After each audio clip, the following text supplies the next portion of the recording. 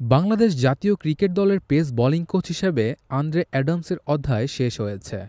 ২০২৩ সালে অ্যালান ডোনাল্ডের জায়গায় দায়িত্ব নেওয়া এই নিউজিল্যান্ডার চুক্তির মেয়াদ শেষ হওয়ার আগেই বিসিবির সঙ্গে পারস্পরিক সমঝোতার ভিত্তিতে বিদায় নিয়েছেন। মিরপুর শেরেবাংলা স্টেডিয়ামে ক্রিকেটার ও কোচিং স্টাফের সদস্যরা ফুল দিয়ে অ্যাডামসকে বিদায় জানান।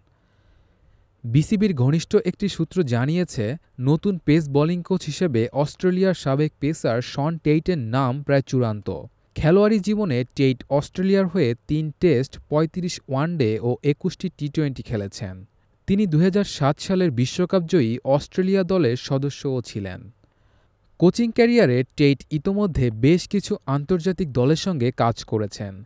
২০২২ সালে তিনি পাকিস্তান জাতীয় দলের পেস বোলিং কোচ হিসেবে দায়িত্ব পালন করেন। এর আগে আফগানিস্তান জাতীয় দলের বোলিং কোচ হিসেবেও কাজ করেছেন তিনি।